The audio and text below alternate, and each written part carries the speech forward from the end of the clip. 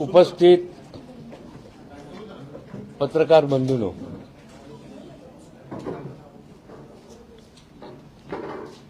आज तुम्हाला आम्ही जी 8 फेब्रुवारीला अभिषेकची म्हणजे माझ्या मुलाची जी हत्या झाली, निर्घृण हत्या झाली, त्याबद्दलची वस्तुस्थिती सांगण्यासाठी आज आपण सगळ्यांना इथं बोलवलेलं आहे. मी थोडक्यात त्यांची पत्नी तेजस्वी यांना निवेदन करण्याची विनंती करतो. नमस्कार, मी तेजस्वी अभिषेक आवाज वाढव.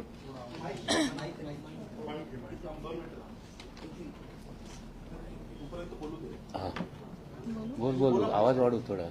नमस्कार, मी तेजस्वी अभिषेक घोसाळकर यांची पत्नी.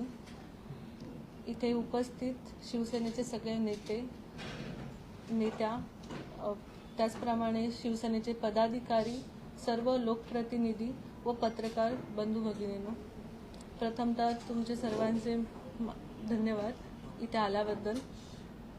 8 फेब्रुवारीला 2024 रोजी सायंकाळी माझे पती अभिषेक घोसाळकर यांची निर्घृणपणे झालेल्या हत्येचा तपास योग्य दिशेने होत नाही.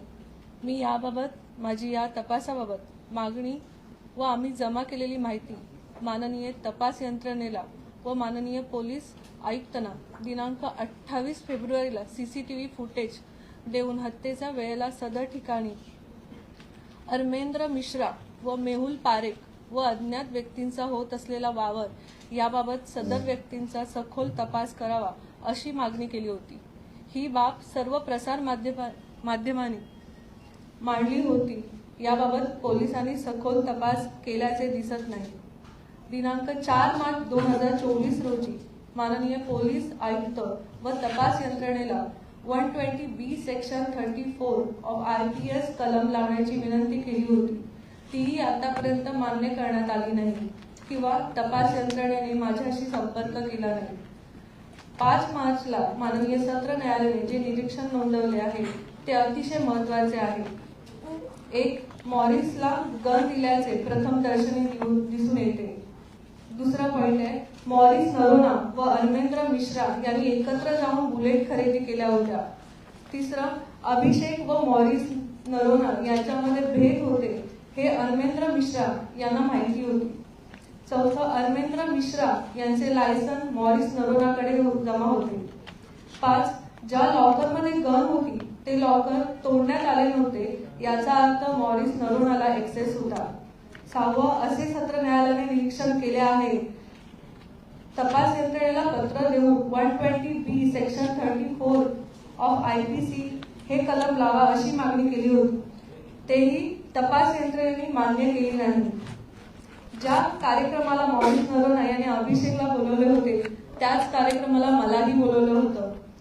मला जरा उशीर झाला त्यामुळे अभिषेक यांनी सांगितलं की दुसऱ्या कार्यक्रमाला तू जा, इथे येऊ नको. आणि हे हत्येचं प्रकरण तेव्हा झालं. माझी फक्त एवढीच विनंती आहे की ह्या माझ्या 2 मुलांचं भवितव्य सगळं उद्ध्वस्त झालेलं आहे, माझं कुटुंब उद्ध्वस्त झालेलं आहे.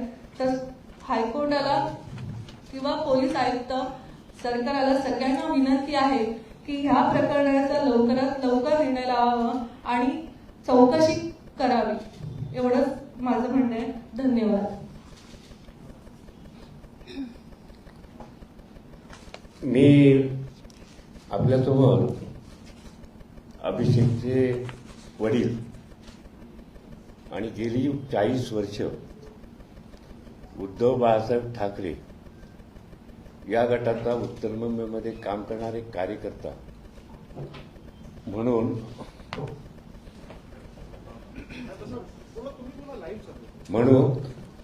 मी माझे निरीक्षण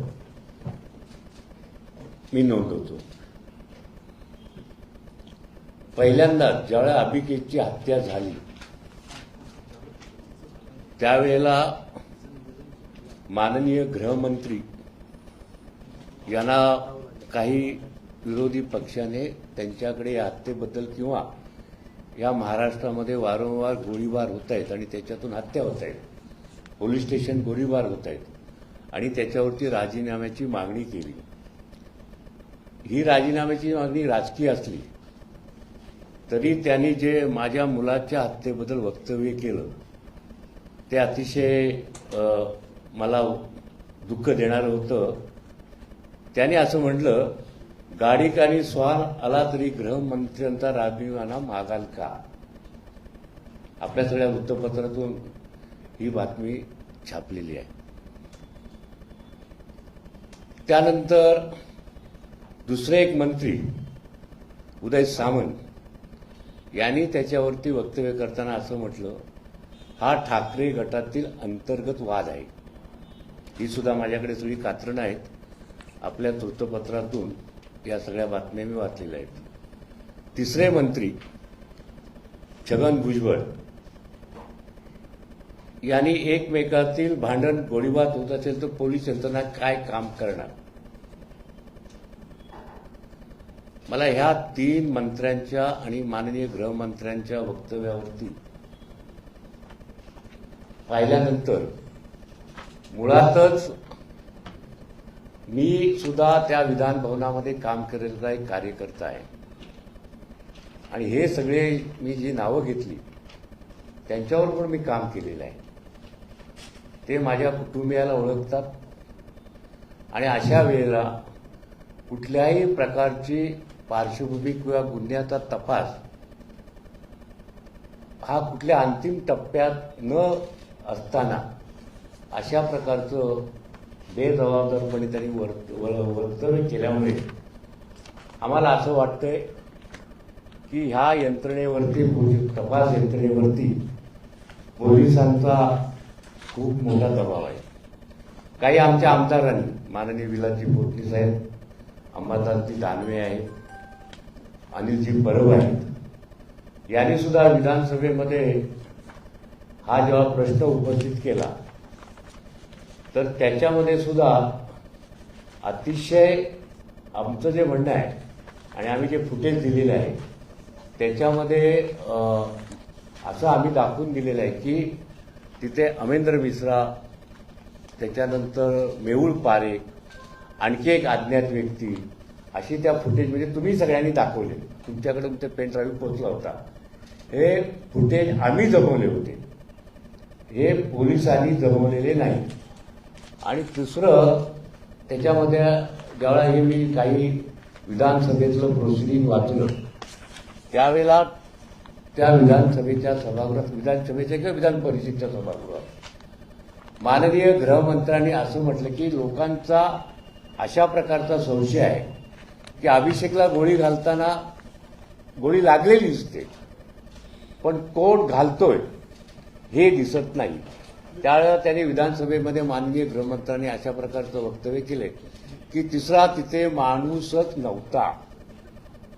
म्हणजे कुठलीही प्रकारची चौकशी न करता ही जी अभिषेकची केस डायव्हर्ट करण्याचा किंवा तिला वेगळं स्वरूप देण्याचं काम माननीय गृहमंत्र्यांनी केलं की अशा प्रकारची वक्तव्य करून, हा सुद्धा आमचं म्हणणं असं आहे, माझं नाही, सगळ्या महाराष्ट्राचं म्हणणं आहे, ज्यांनी जगातील ही जी चित्रफित पाहिली त्या सगळ्यांचं म्हणणं आहे की अभिषेकला गोळी लागताना दिसते, मारणारा कोण दिसत नाही. असेल नसेल हा नंतरचा प्रश्न, पण चौकशी करणं हा यंत्रणेचे कर्तव्य आहे. पण त्याच्या अगोदर ही कुठल्याही प्रकारची चौकशी, अशा महाराष्ट्राच्या गृहमंत्र्यांनी अशा प्रकारचं वक्तव्य करणं हे सुद्धा मला वाटतं आपण ठरवायचं किती योग्य आहे किती अयोग्य आहे. तिसरी गोष्ट अशी आमच्या निदर्शनात आली की स्वतः गोळ्या घालून घेतल्या, तेही दिसत नाही फुटेजमध्ये. त्यांनी जे पोटमाळ्यावरती तो गेला म्हणजे खाली अभिषेकची हत्या केली, त्याच्यानंतर तो पोटमाळ्यावरती जातो, त्यावेळात काही मिनिटं लाईट बंद होते आणि त्याच्यानंतर तो स्वतःला गोळ्या घालून घेतो. मला वाटतं ह्या सुद्धा एक संशयाचा भाग. आम्ही संशय घेणारच, कारण आमच्यापर्यंत जोपर्यंत चौकशी करून जोपर्यंत आमच्याकडे सत्य पुढे येत नाही, त्यामुळे नक्की त्यांनी स्वतःवरती गोळ्या घालणारा कुठला तिसरा व्यक्ती तिथे होता याचे आम्ही वारंवार पत्र देऊन आम्ही 3 पत्र माननीय पोलीस आयुक्तांना आणि तपास यंत्रणांना आमच्या वकिलांच्या मार्फत दिलेली आहे. त्याचा उल्लेख याच्यामध्ये आहे की पहिलं असं आहे की आम्ही जे फुटेज दिलं त्याच्यामध्ये ह्या ज्या कोणी व्यक्ती दिसतात मी माझ्या घरी ह्या तपास यंत्रणेचे डीसीपी आणि सिनियर यांना हे फुटेज दाखवले. त्यांच्याकडे फुटेज नव्हते आणि हे फुटेज सुद्धा आम्ही त्यांना दिले. तिसरी आम्ही जी गोष्ट आम्ही त्यांच्या न्यायालयाकडे आमच्या पोलिसांकडे मागितली होती की बाकीच्या लोकांना जो आम्ही ज्यांचा आमचा म्हणजे हा कट आहे की हा एकटा त्यांनी जे पोलीस आजपर्यंत तपास करतायत की अभिषेक आणि मॉरिश या दोघांचं काहीतरी राजकीय जे काही वैमनस्य म्हणा कुठलाही शब्द वापरा तेवढ्यापुरती ही केस मर्यादित ठेवण्याचं काम करतायत. तसं नाही आहे. याच्यामध्ये अनेक गोष्टी आहेत की हा अमेंद्र मिश्रा येतो कुठून, त्याच्या लायसन्सची नोंद नाही आहे.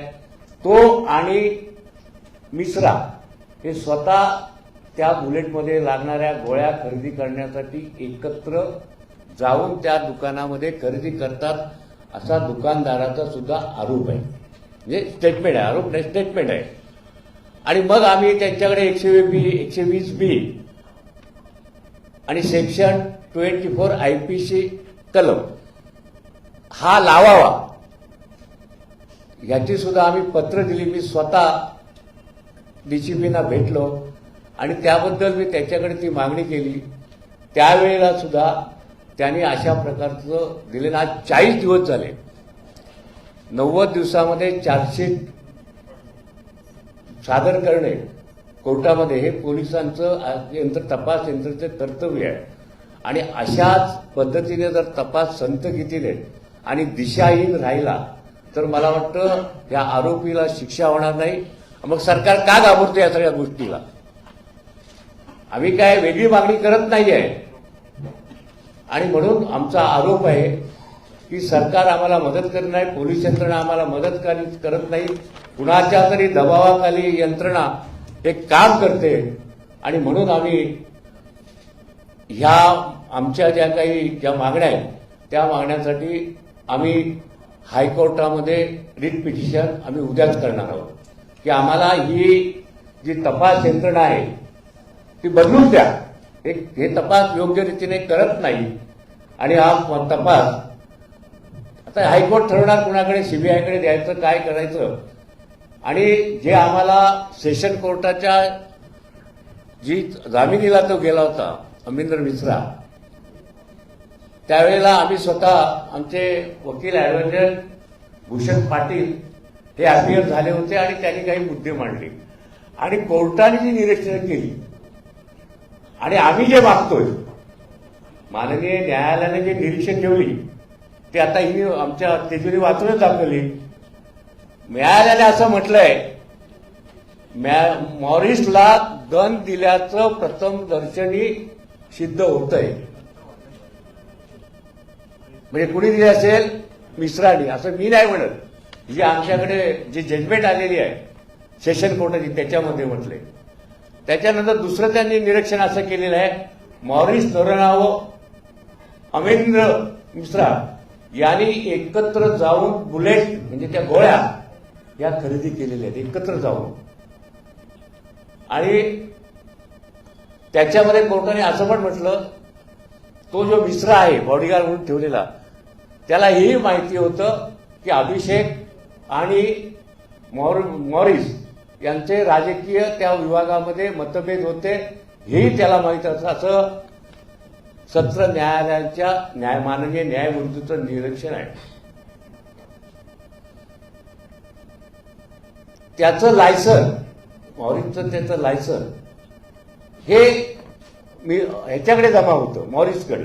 हे सुद्धा न्यायालयाने त्याच्यामध्ये त्यांच्या निरीक्षणात म्हटलंय. न्यायालयाने असंही म्हटलंय की जो गन होती ती लॉकरमध्ये ठेवायचे. म्हणजे तो आला तिथे गेटवरती की वरच्या माळ्यावरती जे पोटमाळा होता त्याच्यावरती त्याच्या लॉकरमध्ये गन ठेवायची, तर न्यायालयाचं असं म्हणणं आहे जर तिथे लॉकरमध्ये गन असेल आणि ती मिश्राकडे चावी असेल तर हा जर मॉरिस गन काढायला गेला तर ते तोडफोड व्हायला पाहिजे. लॉकरची तोडफोड झालेली नाही याचा अर्थ की त्याला ऍक्सेस होता, म्हणजे त्याच्याकडे दुसरी काहीतरी चावी असण्याची शक्यता त्याला ती सहज गन उपलब्ध करून देता आली. हे सगळे निरीक्षण नोंदून सुद्धा जर पोलीस यंत्रणा आम्ही केलेल्या मागणीची दखल घेत नसेल तर आज नाईलाजानं आम्हाला हायकोर्टात जावं लागतंय. आणि म्हणून मी आज ही तुमच्यासमोर मी आलेलो आहे की माझ्या मुलाला कारण नसताना अशा प्रकारचं, ठीक आहे त्यांनी मारलं, त्याचा मृत्यू झाला, परंतु ज्या पद्धतीने या शासनाने चौकशी करायला पाहिजे. माननीय मुख्यमंत्र्यांनी मी बऱ्याच वेळा ऐकलंय त्यांच्या भाषणातून आणि त्यांच्या एका त्यांनी काढलेल्या फिल्ममधून, माझा मुलगा गेला तेव्हा त्यांनी त्यांचं मुलं जाण्याचं दुःख काय हे त्यांनी धर्मवीर फिल्ममध्ये आणि आता अनेक भाषणामध्ये दाखवला. तसाच तो माझा मुलगा होता. मग मुख्यमंत्र्यांनी त्याहीकडे लक्ष द्यावे अशी माझी मागणी आहे. धन्यवाद. घोसालकर साहब, एक बार हिंदी में ब्रीफ कर दीजिए, आपका क्या कहना है कोर्ट का जो जजमेंट आप बता रहे थे उसका ऑब्जर्वेशन है आपका. मैडम थोड़ा सामने अपनी ब्रीफ और क्या क्या डाउट है आपको. जैसा मैंने अभी जो हमारे पहले से डाउट था कि जब ये हत्या हुई तभी मैं तपास यंत्रणा के प्रमुख को तीसरे दिन मेरे घर पे बुलाया और हमारा व्यू बताया कि आप अगर मॉरिस और अभिषेक इनकी जो उनका झगड़ा था करके मारा, इतने तक ये केस की तपास कर तुम केस समाप्त कर रहे, ऐसी बात नहीं है.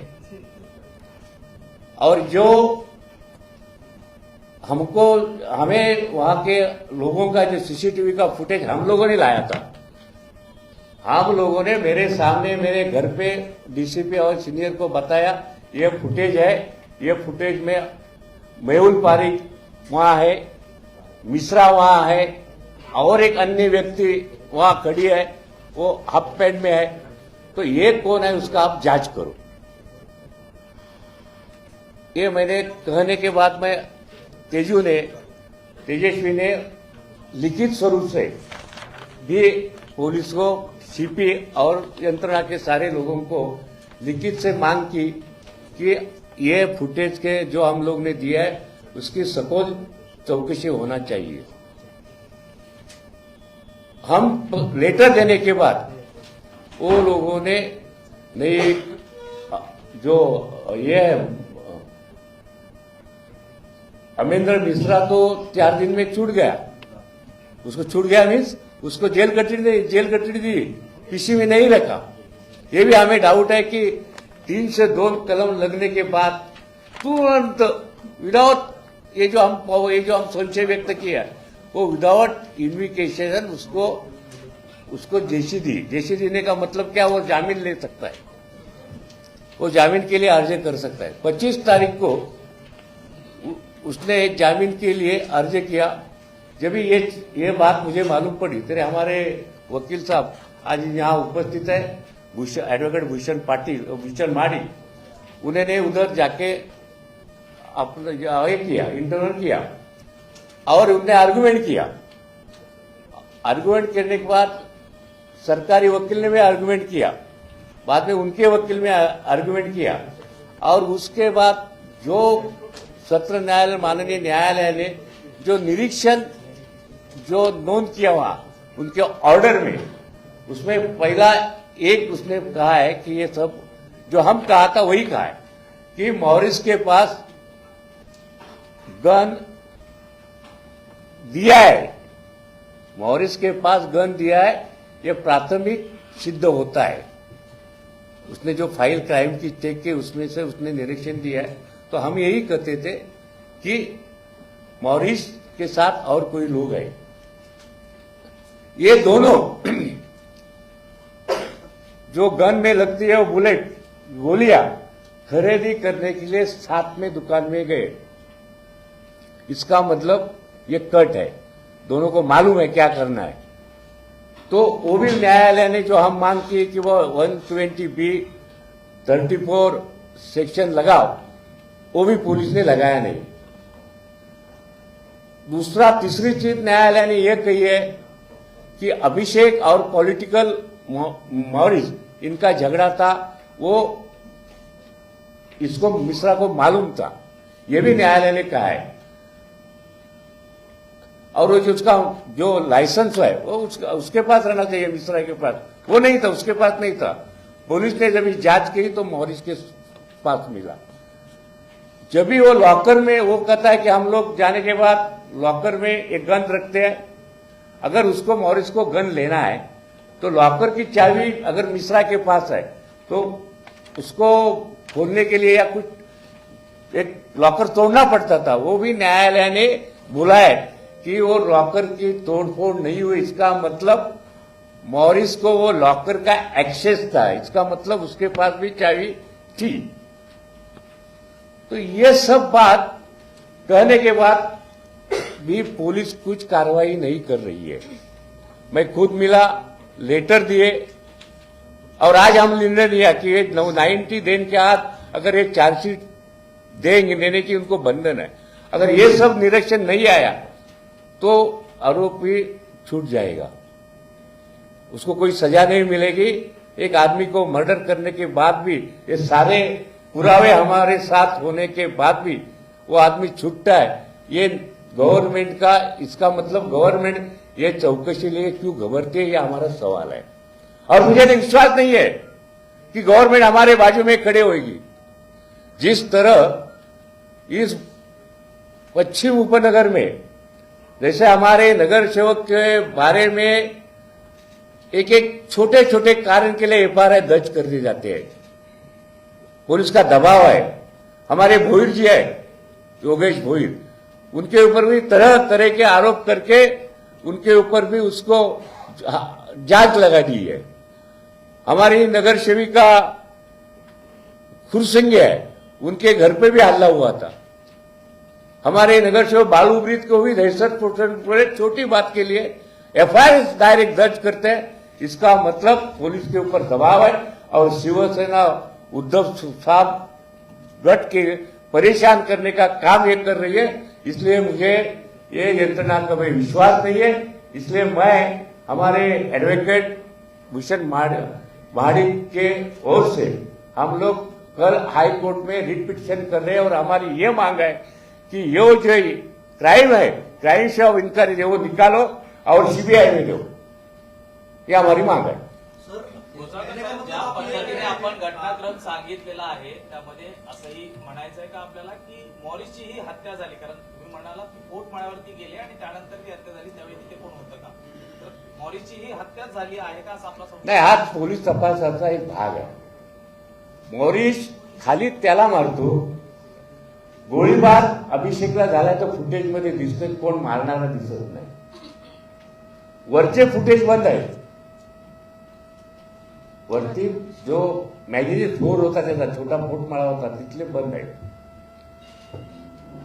त्यालाही मारताना वरती पण फुटेज नाही, खाली पण फुटेज नाही। मग असा संशय येतोय, बरं तिथे गेल्यानंतर तिथली लाईट बंद होती, आता स्वतःला मारून काय लाईट बंद करायचं जाणार माणूस? त्यावेळेला जर मॉरिसनी वरती स्वतःवर गोळी घालून घेतली, हे खरं आहे खोटं मला चौकशीचा भाग आहे, मग गोळी घालल्यानंतर तो लाईट बंद करेल आणि तो मरेल। त्यामुळे अनेक असे काही बारकावे याच्यामध्ये सापडतात की या पद्धतीने आम्ही जी मागणी करतो की या सत्र न्यायालयांच्या माननीय न्यायालयाने जे निरीक्षण नोंदलेलं आहे त्या दृष्टिकोनातून विनंती करूनही आज 40 दिवस झाले तरी त्या बाबतीमध्ये यंत्रणा काम करत नाही, पोलीस यंत्रणा दबावाखाली काम करते असा आमचा संशय आहे। आणि म्हणून आम्हाला या महाराष्ट्र सरकारकडून या पोलीस डिपार्टमेंटकडून आम्हाला न्याय मिळणार नाही आणि म्हणून ही चौकशी ह्या यंत्रणेकडे काढून ती वेगळ्या यंत्रणेकडे CBIकडे द्यावा अशी आम्ही मागणी करणार आहोत। तुम्ही म्हणालात की तुम्ही काही सीसीटीव्ही फुटेज पोलिसांना तुम्ही दाखवलेले आहेत ते तुम्ही जर स्वतः जमा केलेले होते, पोलिसांकडे ते उपलब्ध नव्हते, मात्र ज्या खोलीत ती घटना घडली त्या घटनेचे सीसीटीव्ही फुटेज तुम्ही स्वतः पोलिसांकडनं पाहिलेलं आहे का? पोलिसांना मी विचारलं आमच्याकडे फुटेज आम्ही जमा केले आणि त्यांना घरी बोलवले आणि त्यांना विचारलं हे फुटेज तुमच्याकडे आहेत का? ते म्हणजे आम्ही जमा केले नाही. मग हे फुटेज आम्हाला द्या. मग आम्ही त्यांना दिले आणि याचं आम्ही लेखी त्यांना पत्र देऊन असं पण नाही आहे, कोर्टात सुद्धा आम्ही दाखल केलेलं आहे. मी आणखी काही प्रश्न असतील ते आमचे माडीचे उत्तर देतो.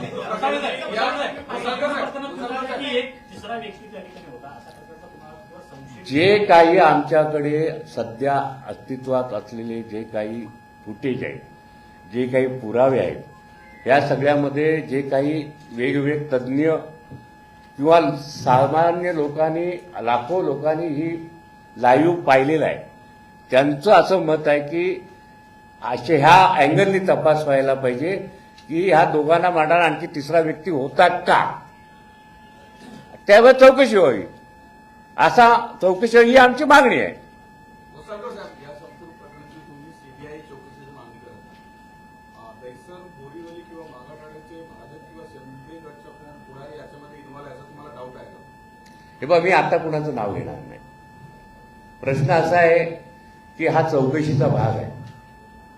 आता ह्या चौकशीमध्ये जर ते इन्व्हॉल्व असतील तर त्यांची नावं येतील. जर ते इन्व्हॉल्व असतील तर पोलिसांनी चौकशी करावी, आम्हाला विचारावं, आम्ही सांगू त्यांना आमची काय ती भूमिका आहे ती. पण आता या क्षणाला आम्ही पोलिसांची मागणी करतोय की ही तुम्ही सखोल चौकशी करा आणि तुम्ही करत नाही म्हणून मला हायकोर्टामध्ये रीट दाखल करून मला दाद मागायचे की पोलीस यंत्रणा जी आत्ताची अस्तित्वाची यंत्रणा आहे ती काम करत नाहीये. ज्या दृष्टिकोनातून जे आमचा संशय आहे आम्ही लेखी स्वरूपात देऊन प्रत्यक्ष भेटून आम्ही मागणी करतो. तशा इव्हन साधं पोलिसांनी हिचे लेटर आहेत सगळीकडे, साधं एक फोन पण करून जरा काय तुम्ही लेटर दिलं, तुमचं काय म्हणणं आहे, एवढी सुद्धा पोलिसांना दखल त्यांनी घेतली नाही आमच्या लेटरची. याचा अर्थ काय होतोय? जर आम्ही तक्रारदार आहोत, आमच्या घरामध्ये इन्सिडेंट झालेला आहे, तर आम्ही मागणी केल्यानंतर पोलिसांनी येऊन कमांडपाशी तुम्ही येऊ नका, आम्हाला बोलवा, तुमचं याच्यात नेमकं काय म्हणणं आहे, पोलीस का घाबरते या सगळ्या गोष्टीला. या सगळ्या घटनाक्रमामध्ये एक सीसीटीव्ही समोर आलेला होता, तो म्हणजे गोळीबार व्हायच्या आधी 2 मिनिटे मेहुल पारेख हा त्या केमीच्या समोरून बाजूला आला, त्याने रिक्षा पकडली आणि त्यानंतर निघून जात असताना अगदी ऑफिसच्या समोर असताना गोळीबाराचा आवाज झाल्यानंतर लोक पळताना दिसत आहेत. मात्र तो तिथे थांबताना दिसत नाहीये, त्यामुळे त्याच्याकडे संशयानं पाहिलं जात होतं. पोलिसांनी मेहुल पारेखची मॅरेथॉन चौकशी केली, मात्र त्यामधून काही निष्पन्न झालं नाही असं तुम्हाला वाटतं का? 100%. कारण पोलिसांनी पहिल्यामध्ये असं सांगितलं की त्याची आई ही तिथल्या बाजूला असलेल्या 2-4 मिनिटावर करोना हॉस्पिटलमध्ये ऍडमिट होती आणि तो तिथे गेला होता. बरोबर आहे. आता हा इन्सिडेंट 7 नंतरचा आहे. आईला 5 वाजता त्या हॉस्पिटलमध्ये 5च वाजता ऍडमिट करण्याचं कारण काय, आणि ऍडमिट करून तो परत पुरावा आहे सीसीटीव्हीचा, तो तिकडे फिरतोय, तरी पोलीस अशा प्रकारची भूमिका घेतात, त्याच्यामुळे आम्हाला दुःख होते. राजकीय स्वार्थांना कुणाला तरी वाचवलं जातंय का या संपूर्ण प्रकरणात? म्हणूनच आमची मागणी आहे की आता मी कुठल्याही राजकीय व्यक्तीचं नाव घेणार नाहीये. पोलिसांचं हे काम आहे की जे आम्ही तक्रारदार आहोत किंवा एक आमच्यासारखा लोकप्रतिनिधी 40 वर्षे राजकारणारे लोक, स्वतः नगरसेवक राहिलेला, त्याची पत्नी नगरसेवक मुंबई शहरामध्ये, अशा परिस्थितीमध्ये आमच्या या सगळ्या गोष्टीकडे पोलीस दुर्लक्ष करतायत. आणि दुसरा आरोप माझा आहे की पोलिसांच्या मार्फत ही आमच्या तिथल्या नगरसेवकांच्यावरती सुद्धा वेगवेगळ्या पद्धतीने दबाव टाकून छोट्या छोट्या गोष्टीवरती त्यांच्यावरती गुन्हे दाखल करून त्यांना दबाव टाकून त्यांना या निवडणुकीच्या तोंडावरती अडकवण्याचा, त्यांच्यावर दबाव टाकण्याचा, प्रेशर टाकण्याचा पोलिसांच्या माध्यमातून राजकारणी लोक, सत्तेत असलेले लोक वापर करतायत का, अशी सुद्धा माझ्या मनामध्ये शंका आहे. घोसाळकर साहब, हिंदी में एक बार और जानना चाहेंगे कि जिस तरह से पूरा घटनाक्रम आप बता रहे हैं, इस पूरे मामले में तीसरे व्यक्ति का जिक्र कर रहे हैं कि कमरे में एक और शख्स था, क्या उस तीसरे शख्स की भूमिका संदिग्ध आप लोगों को लगती है कि तीसरे शख्स ने ही इन दोनों घटनाओं को अंजाम दिया या फिर मॉरिस ने? इसके लिए हमारे पास 3 रीजन है. पहला रीजन है जो हमने फुटेज देखा है, अभिषेक को गोली लगती है वो दिखता है, मारने वाला कोई दिखता नहीं है। दूसरा हमारा डाउट है कि अगर मॉरिस ने खुद को गोली डाला, अभी 5 फायरिंग हुई है, 5 फायरिंग उसने अभिषेक के ऊपर की है, बराबर है, उसमें भी पुलिस ऐसी करते हैं उसकी गन लॉक हुई। अभी उनके पास लाइसेंस नहीं था, उनके पास गन नहीं था, लॉक हुई, लॉक हुई गन वापस शुरू करना और खुद के ऊपर मार डालना, ये सब जो बता दिया जाता है वो संशय की एक हमारे मन में शंका है। तो इसलिए हम बोल रहे हैं, हम नहीं है, जब भी हम लोगों से हमारे बात करते हैं, कोई तज्ञ लोग हमसे मिलते हैं और फुटेज देखने वाले लाखों लोग का ये कहना है कि इसमें तीसरा आदमी हो सकता है। मैं ऐसा नहीं बोलता था, तो इस तरह से इंक्वायरी होना चाहिए, ये हमारी मांग है कि कौन था उधर। एक आदमी आया, वो जो फुटेज में दिखता है हाफ पैंट डाल के वो अंदर आया, बाहर गया, ये सब फुटेज में है। उनकी इंक्वायरी क्यों नहीं करते हैं आप लोग, ये हमारी मांग है। मेहुल की भूमिका को लेकर भी क्या कोई डाउट है, क्योंकि पुलिस का शुरुआत में कहना था देखो, मेहुल नहीं था, मेहुल ये उनका आदमी है और वो उनके साथ रहता था और उनको सब उनके व्यवहार, मॉरिस के व्यवहार वो देखता था। वो इतना नजदीक का आदमी था। जब भी मॉरिस के ऊपर कोई 2-3 कंप्लेंट हुई है, जो एफआईआर हो गई है, उसमें सारे देने लेने का सब जो काम है ये सब मेहुल करता था। तो इसका हमको मतलब है कि मेहुल इसमें इन्वॉल्व है।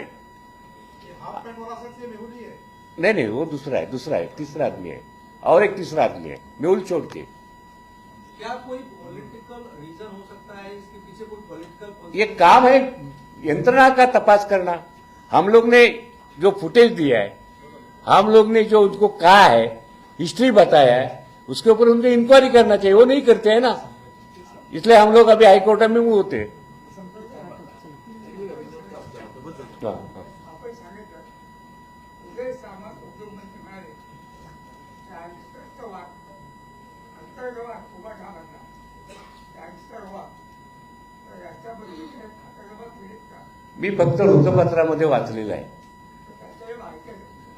आता मी आपल्या माध्यमातून उदय सामंतकडे मागणी करतो की बा आमच्याकडे अंतर्गवाद, त्याने आदरणीय संजय राऊत साहेबांचा उल्लेख केलेला आहे त्या बातमीमध्ये। संजय राऊत आणि आणखी याच्यामध्ये माझ्याकडे ती बातमी आहे। तर मी विनंती करतोय आपल्या माध्यमातून सामंत साहेबांकडे काही जर माहिती असेल तर आम्हाला दिली तर आम्ही त्या अनुषंगाने त्या दृष्टीने तपास करायला लावू किंवा इन्क्वायरी करू। ओके, धन्यवाद।